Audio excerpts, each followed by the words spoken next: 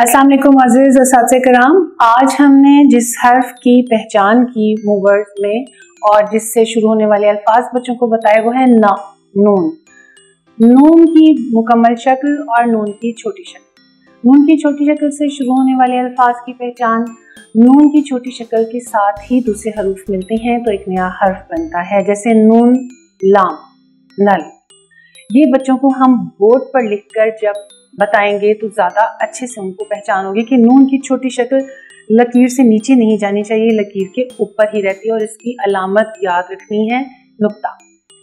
ना से कौन कौन से अल्फाज शुरू होते हैं, ना से किस किस का नाम शुरू होता है।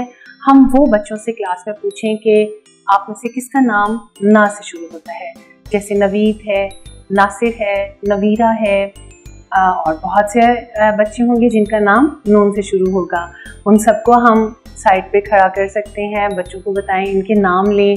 इनके नाम जब वो लेंगे तो उनको खुद ब खुद बोलते हुए पता चलेगा कि ये ना से शुरू होने वाले सारे अल्फाज हैं, ये सारे नाम ना से शुरू होते हैं। छोटे छोटे से फिक्रे हम सामने बोर्ड पे भी लिख सकते हैं, बच्चों के सामने भी बड़े चार्ट के ऊपर लिखें और फिर बच्चों से आके कहें कि आप लकीर लगाएं उस हर्फ के नीचे, उस लफ्ज़ के नीचे जहां नून से शुरू हो रहे हैं। मिसाल के तौर पर नवीद को नारियल पसंद थे। नवीद, नारियल बिल्कुल एक जैसे लग रहे हैं, ना से शुरू हो रहे हैं। इसी तरह से नवीरा को नारंगी पसंद है। नवीरा, नारंगी। और बहुत से अल्फाज, बहुत सी चीज़ें, बहुत सी एक्टिविटीज़ हम सरगर्मी कर सकते हैं, मश्क कर सकते हैं बच्चों को याद करवाने के लिए।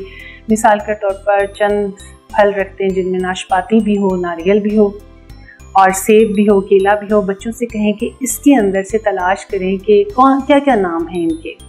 नाम से जब उन्हें पता चलेगा तो ना से शुरू होने वाले जो फल होंगे उनको वो एक तरफ कर दें और जो ना से शुरू नहीं होते उन्हें एक तरफ कर दें।